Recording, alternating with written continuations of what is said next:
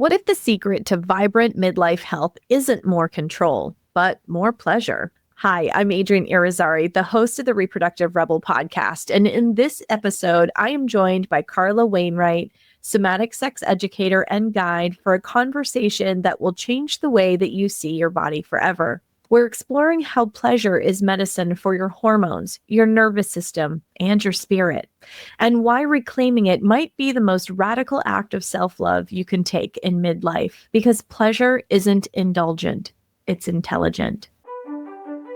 Hi, I'm Adrienne Irizarry. I'm an East Asian medicine practitioner who is passionate about women's health and helping women to live their best lives.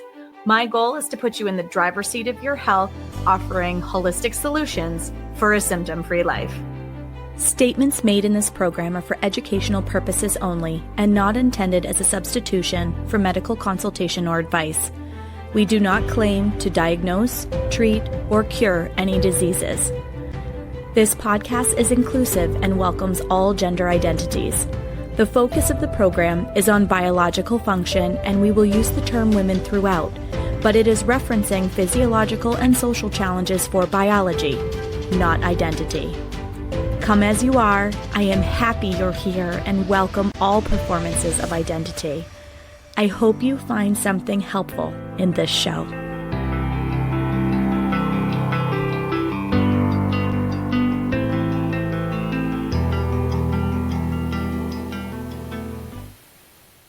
Welcome back to another episode of the Reproductive Rebel podcast. I am so excited to welcome Carla to the show today. Welcome, Carla. Hi, I am thrilled to be here too. So I'm going to actually have Carla introduce herself because she is such a multi-dynamic practitioner that I think that she's going to do a far better job capturing the essence of all of the awesome work that she does. Okay, so, I'm a holistic wellness coach and a sexual awakening facilitator, but I really love to go by the title of Midlife Alchemist.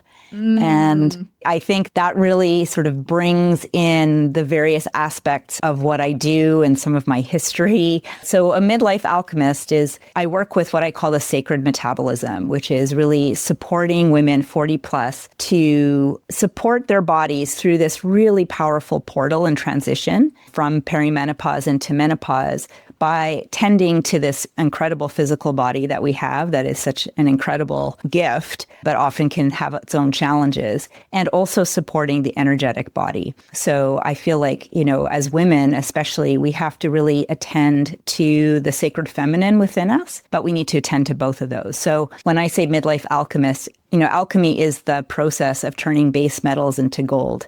And, in the medieval times, they tried to do that, probably not with any success whatsoever. But of course, this whole idea of changing something that is perhaps not fully formed or precious into something that's really powerful and precious. That is what an alchemist does. And this is the transition that I really feel women go into in most powerful time of their life.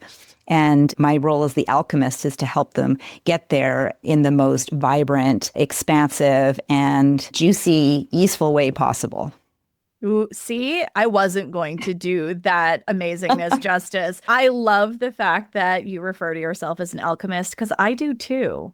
I talk about myself as a cycle alchemist because we're taking the energetic psychology of things, and I bring medical intuition into what I do, but it's like that marriage of science and the fact that as female bodies, we're very emotionally driven, and that energy often gets stuffed down into our system and then it turns into various kinds of symptoms. And I'm sure that you see that in your work as well, because when we have suppressed our voice and our essence energy for a long period of time, and it usually comes to a head in midlife because you are out of alignment with your truth. Often because life is busy, you're trying to keep the peace and just do like all the things that life demands of you, and you lose touch with yourself. And so like I see that often in my practice with like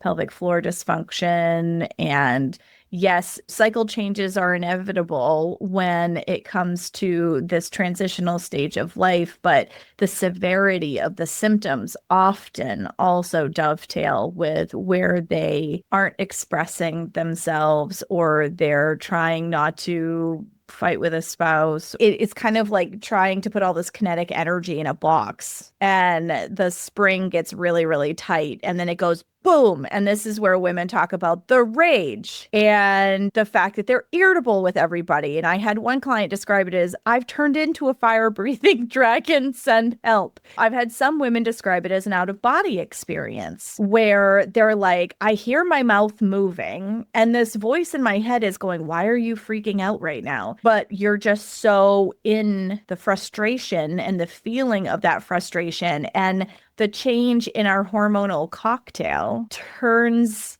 into a lack of, estrogen is our fluffing hormone. It's the softening hormone. Well, it also helps us keep the peace and hold our tongue. And as that chemistry in our body changes, all of a sudden you've got male partners going, who is this person? Because you're saying all these things and you've never talked about this before, or why are you being so edgy? And it's because these things have been kept quiet in the corner or swept under the rug for so much time that by the time we hit this really powerful portal, the door busts open and you're invited to step through this transformational portal into alignment with your authentic self. And there's no more sweeping things under the rug because hormonally, your body literally won't allow it to happen. Yeah, absolutely. Oh my goodness, so many things in there that you said. There's that saying in yoga, I'm a longtime yoga teacher, that, the issues are in the tissues,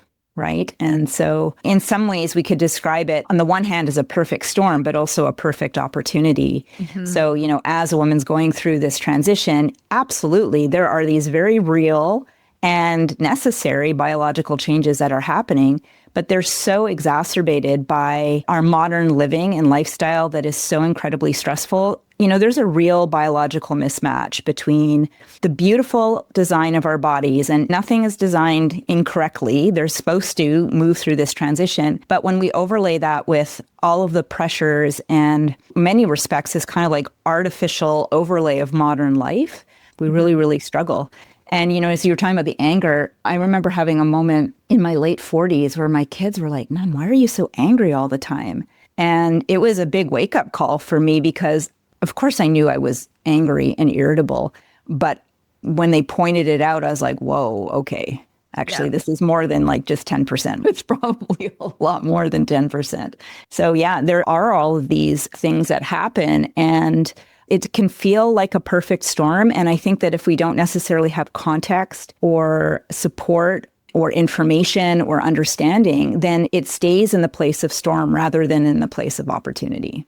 I agree with that. And I feel like there are a lot of women that are stepping into this phase of their life right now. Like over 1 million women are hitting perimenopause right now. And really with not a lot of information. And what is out there is HRT will solve your problems. Yeah. And it's like, well, hold on. Like you said, are perfectly designed.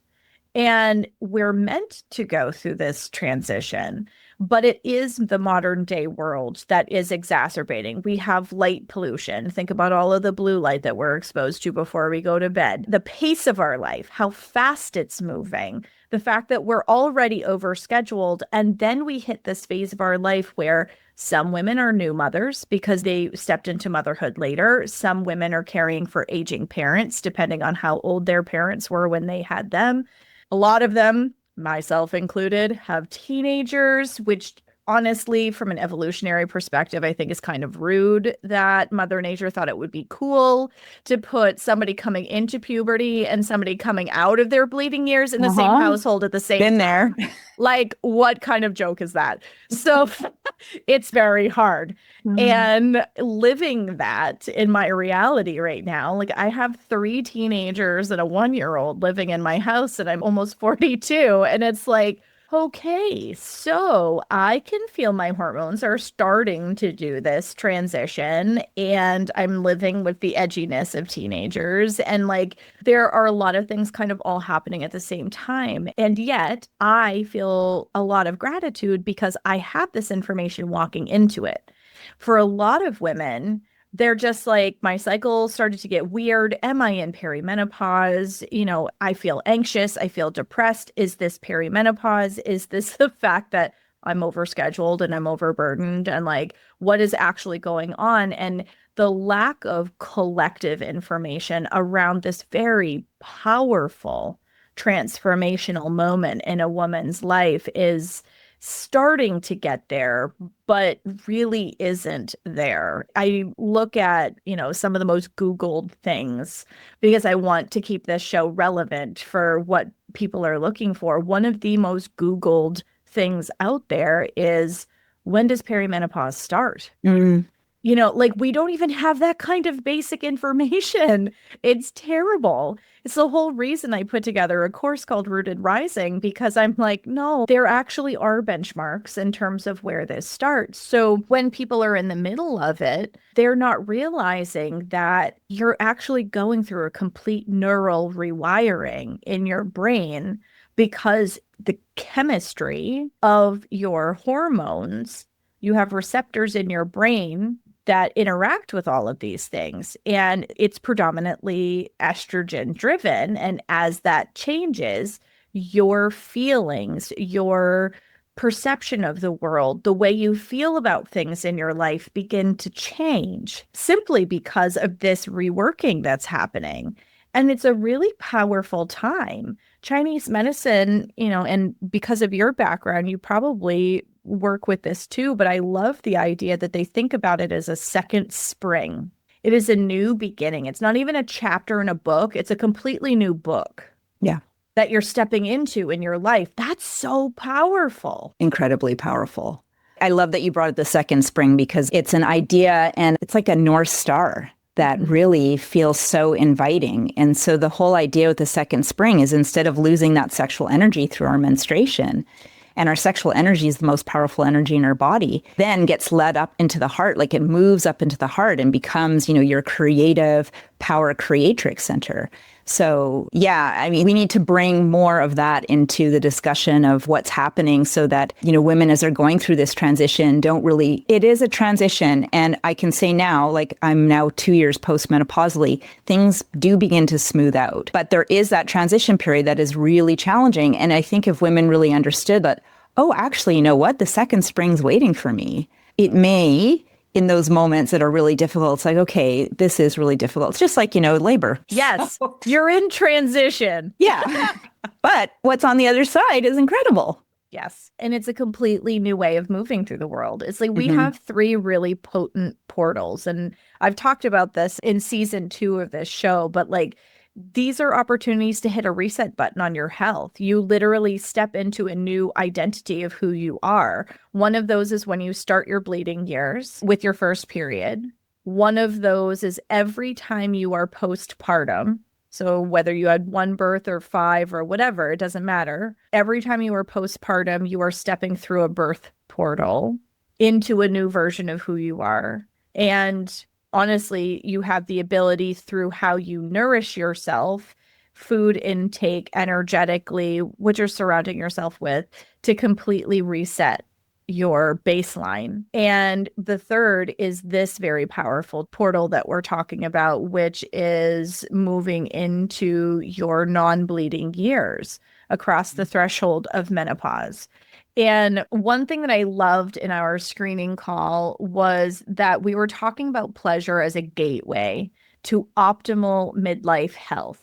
And I loved what you were saying because I hear so many women coming into my practice going, I just feel like my libido got up and left.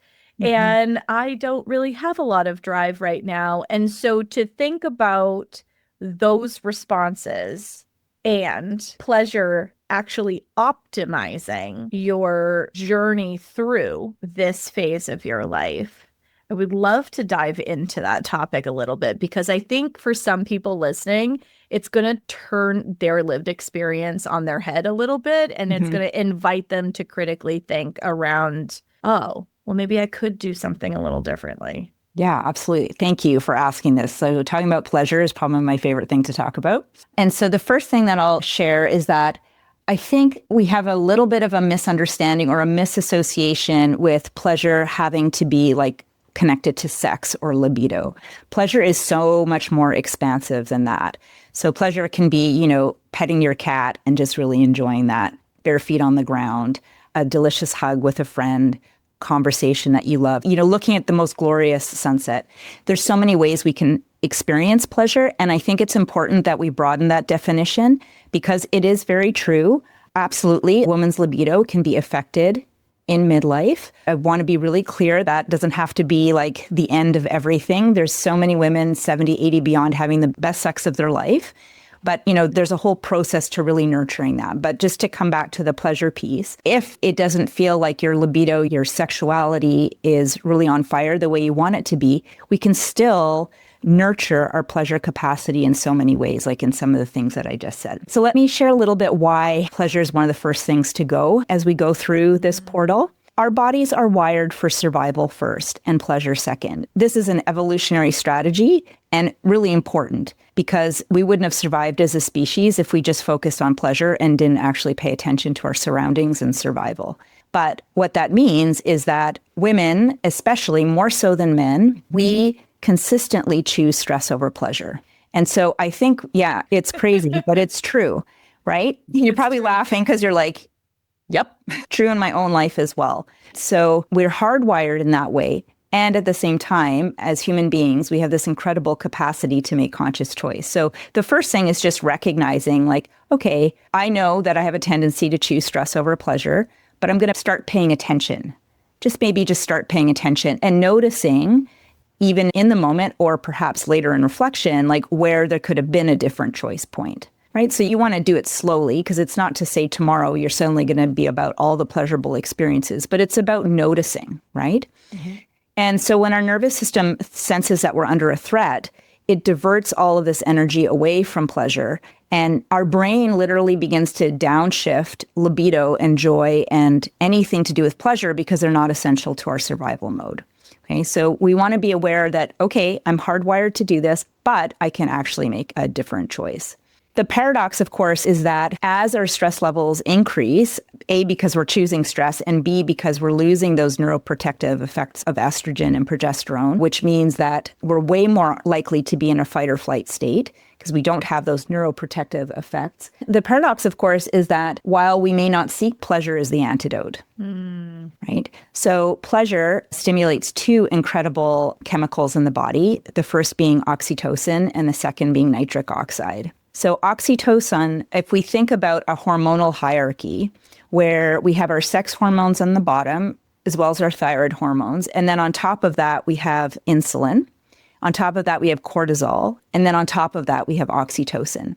So what I mean by that is that everything that is underneath another hormone is affected by what's on top. Yep.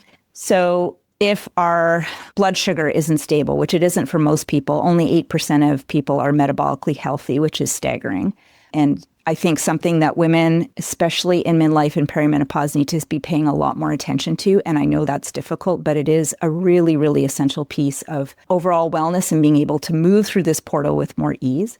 So if insulin levels are kind of all over the map, blood sugar levels, if our stress levels are suppressing proper glucose management, they're also suppressing our sex hormones.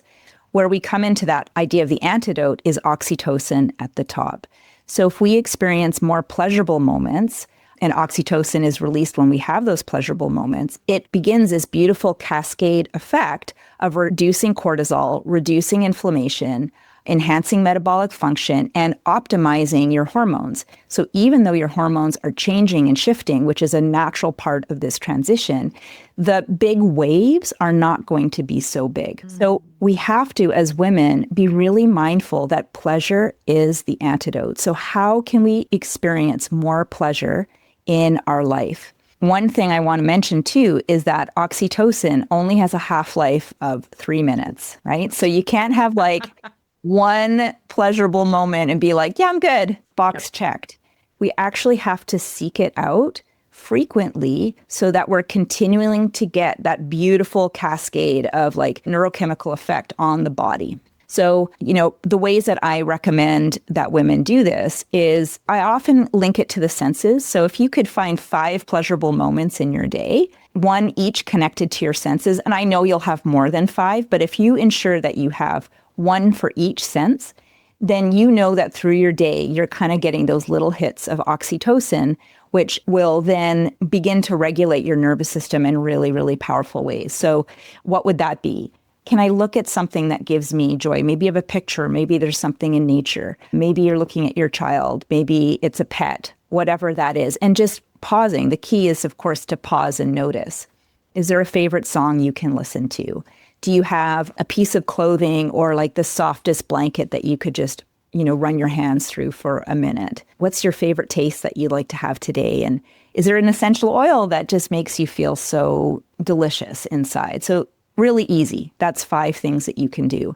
And by getting those hits through your day, you are ensuring that you're moving oxytocin and finding that antidote that we need so desperately in our stressful lives to begin to create more balance within our whole endocrine system. I think I'll pause there. I have more to share, but No, that's amazing. No, keep going. I don't want to stop you. I know that everybody listening is like on the edge of their seat going, oh, that is manageable. That is something that I could do. And I hadn't thought about it that way. Yes, it's totally manageable. And there will also be pleasurable moments that will sneak up on you, like when you're taking a shower and you're probably running through the list of the 10 zillion things you need to do afterwards. Could you just pause for 30 seconds and enjoy the warm water running down your head and your face? Like, that's one of my favorites. Can you be present with whatever's happening in the moment and just pick up on the pleasure that's actually just waiting there to be noticed, but we don't pay attention to it?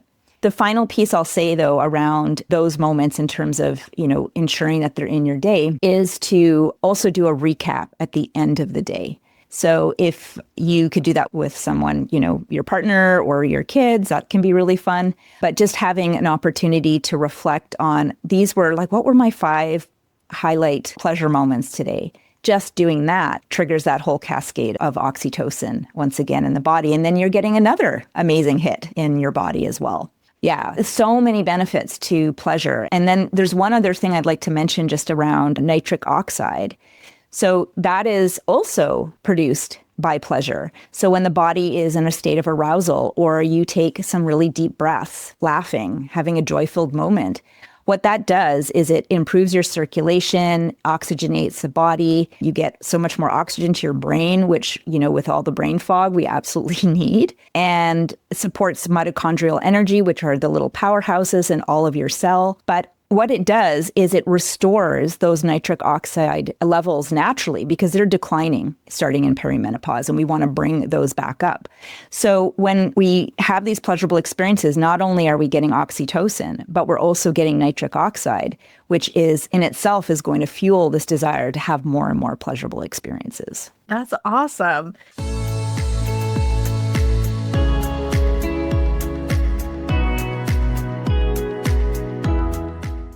The book Bitter or Better, I Decide by Hannah Koch is a practical and uplifting guide to turning life challenges into stepping stones. Bitter or Better shows how to understand yourself, resolve conflict, strengthen relationships, and reconnect with the source of love so you can choose better, not bitter, every day. For more information, go to bitterorbetteridecide.com.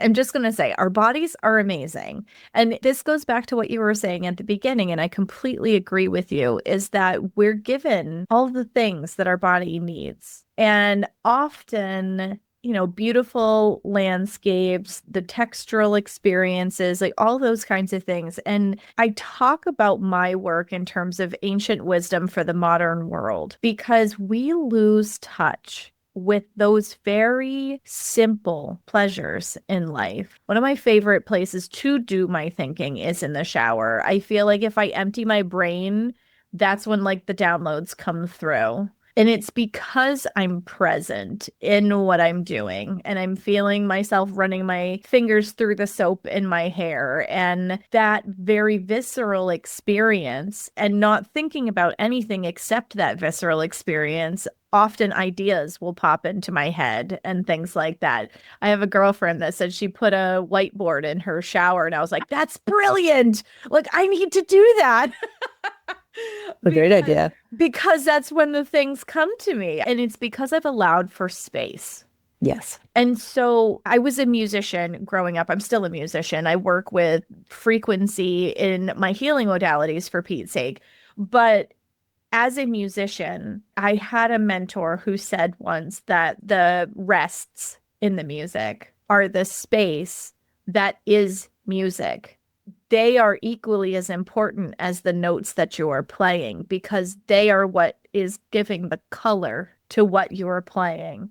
And that always stuck with me. And, you know, as we look at it in terms of health in this conversation, giving yourself the space to allow these pleasurable experiences to come in. You know, I'll tell people, like, when you walking is a great thing to do when you're in this midlife stage.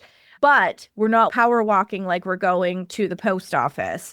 We are meandering and looking at cloud animals and flowers and how the breeze feels on your face and things like this, which is exactly to your point, because your primal brain can only handle two things: survive or procreate, and your cycle will suffer. And you described it much more eloquently with the hormone cascade and how it affects your sex hormones. But survive and procreate is all the primal brain can handle, and survive always wins. So this meandering kind of walk, people go, oh, well, I'm not going to lose any weight with that. And I'm like, oh, well, you might just give it a try, because in Western culture, we think we have to go hard or go home with everything. And I love what you were saying about how pleasure literally is a pattern interrupt for that kind of go mentality, because it forces you to literally and metaphorically stop and smell the roses. My husband teases me now because I'm the person that climbs into flower bushes and goes, oh, this rose is so pretty. And I take a picture of it. If anybody watches my Instagram stories, you'll see pictures of random nature things. And it's me forcing myself to slow down. Yeah. And enjoy and capture what is beautiful in front of me, because I notoriously was that person that would I'm getting my fresh air right now, and I am power walking down to the mailbox. Like, I am and have always been that person. But when you get to midlife, like, it is an invitation to reevaluate the way you are spending your energy. And the speed with which you move through your life is part of that. Absolutely. I think pausing, and I actually wish I could remember who came up with this term. So if you're listening, I apologize for not crediting you. But there's someone who talked about this concept of wild idling, which is really doing nothing. But doing nothing is so powerful. And it is very much a lost art. I see this in my kids. Like, it's really hard for people to just be. Mm-hmm. And maybe one of the reasons the shower is so powerful for you is, like, you can't be on your phone. You can't have, like, maybe you could have a podcast playing, but you can't hear it. Like, it's just actually an environment where you have to just be. And in the being, in the wild idling, that is where the magic occurs. So I love the story you just shared about this musician. You know, in a yoga practice, you know, when we're really hopefully being very attentive to the experience in our bodies and our inner landscape, the magic is in the pause.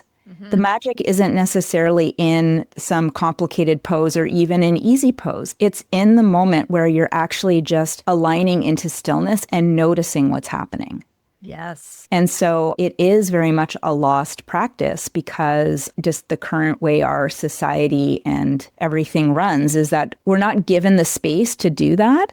And then I think that we actually get into a little bit of a loop where the stillness and the silence and the just being becomes uncomfortable because it's so foreign. Yes. Right? And so we have to titrate ourselves back to that. So if you're listening and it's like, oh, but just, you know, slowing down, or it's so hard, Absolutely. I hear you. So just, try it for 30 seconds, right? And then you move to 45 seconds and then a minute, etc.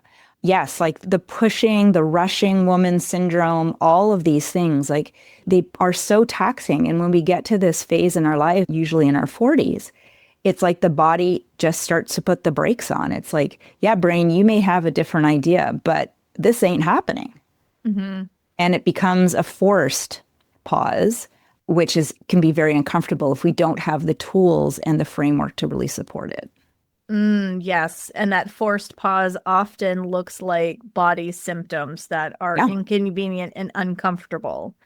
And what you were saying was making me think of Thich Nhat Hanh's The Art of Mindfulness.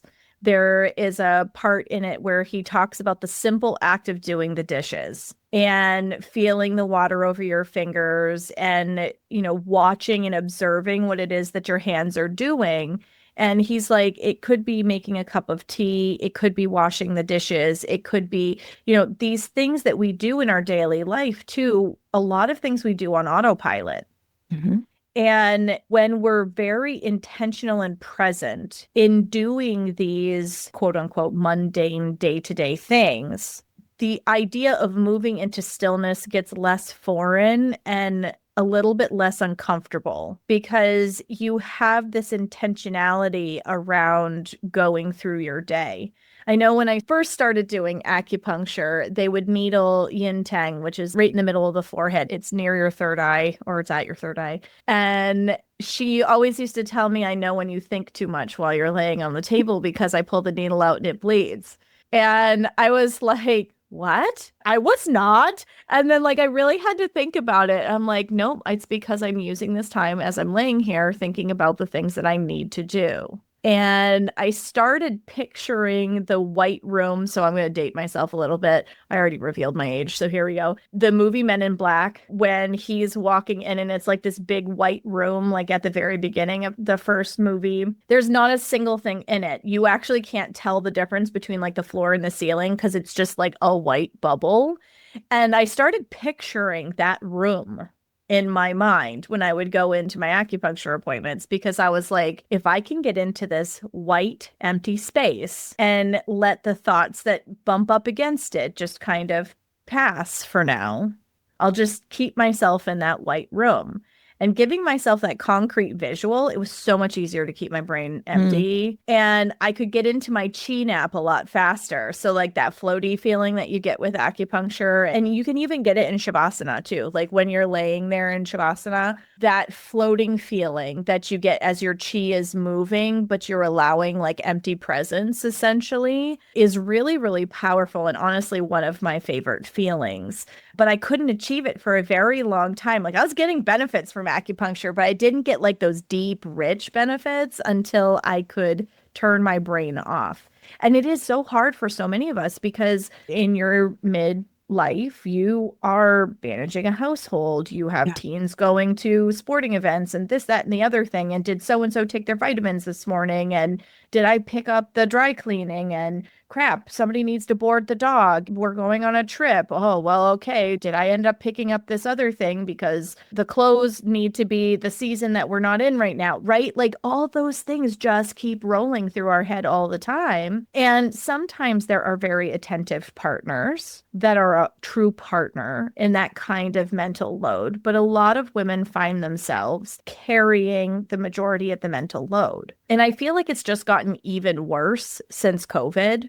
Quite frankly, we saw women's stress levels hit an all-time high during COVID and lockdown and that whole experience because they were shouldering so much of the, okay, well, my kids are Zoom schooled and, just all the juggle that required and working from home at the same time. The pressure is a little different now, but I feel like that moment in our recent history like really shifted the table for people experiencing these hormonal transitions and trying to just essentially survive the demands of their day-to-day life. So if you were to talk to some of these, like, I don't know how I could let anything go off of my plate to create space for myself, what would be the first step? Oh, goodness. So the first step is really the intention. of it and recognizing that any step you may take doesn't have to be perfect. So many women are, very high achieving, set themselves to ridiculously impossible standards.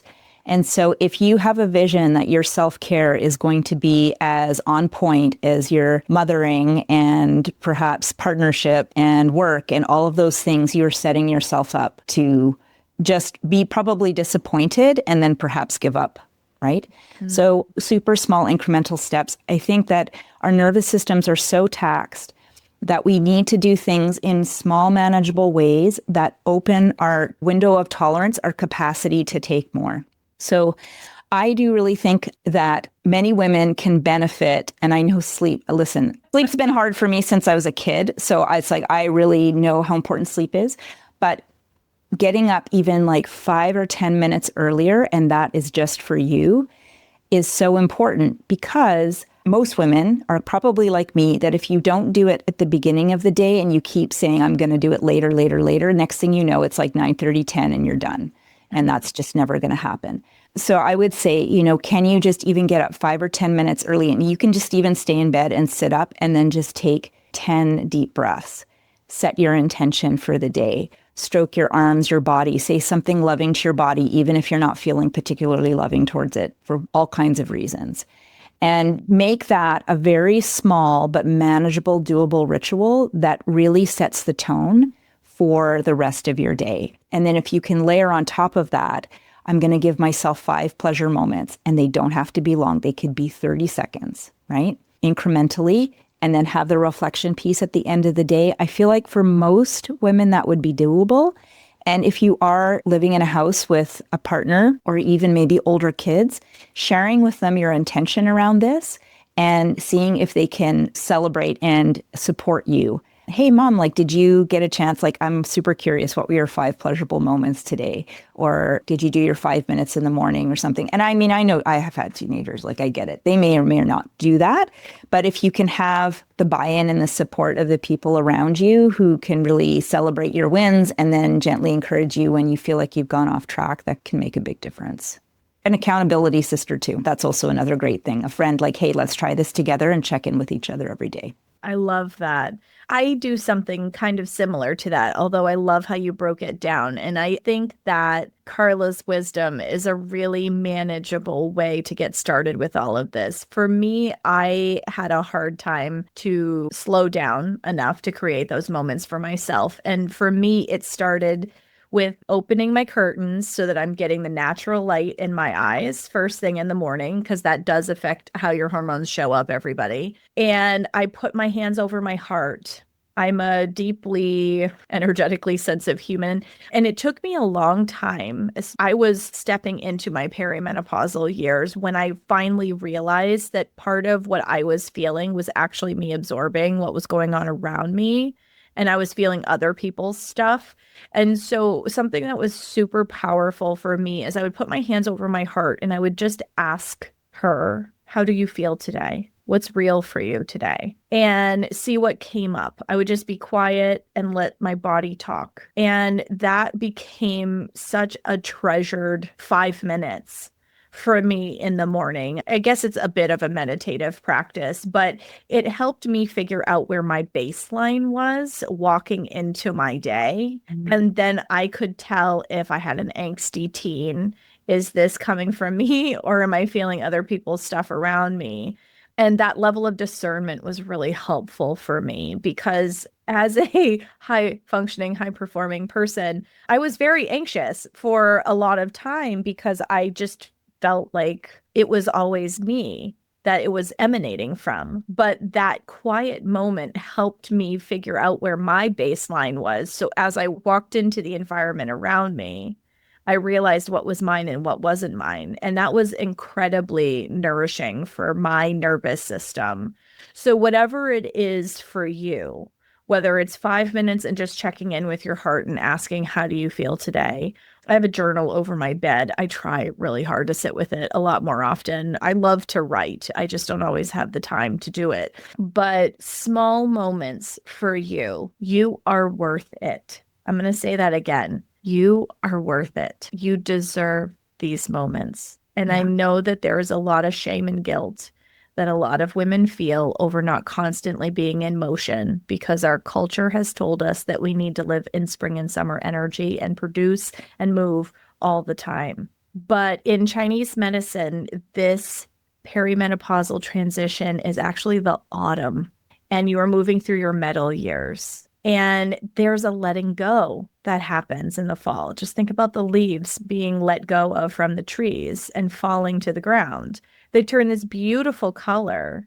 And then there's a transition that takes place. So if we can grieve the things that no longer serve us, let go of the things that no longer serve us, and really be true to who we are inside and how we feel and what we want, it's incredibly freeing. And it helps us open up that space to be able to notice little things like how the breeze feels on your skin and how the tea feels going down your throat. You know, those pleasure moments that you're talking about. Yeah. Well, beautiful reflection. Absolutely. You're worth it and you're worthy. Oh, I love that. It's so true. You're worth it and you're worthy. Absolutely. Yeah. So if this really resonates with you and people want to get in touch with you, Carla, how can they get a hold of you? So I would love to invite your listeners to enjoy. I have a free vibrancy guide. And so a lot of what we were talking about today is in there. It's practical, it's doable, and you will start to feel so much better in your body and your being right away. So just to go to vibrancyreset.com, and that takes you right to my website. And that is where you can find out everything about me and more. Beautiful. Thank you so much for coming on and sharing your wisdom today. I know I'm going to be sharing this episode a lot because the way that you articulated these things is just so rich and meaningful. And I like that you're an alchemist just like me. So make sure to check out the link in the show notes. We are going to put Carla's amazing offering in there as well. And until next time, everybody. Thank you for joining me for another episode of Reproductive Rebel. Reproductive Rebel is recorded by certified peri-steam hydrotherapist and acutonics practitioner, herbalist, and Chinese nutritional therapist, Adrienne Irizarry of Moon Essence LLC. If you are interested in setting up an appointment for one-on-one support, ordering from our store, or checking out our course offerings, visit our website at moonessence.life. Be sure to subscribe to our newsletter and get insider information on upcoming events and offerings. Join the conversation.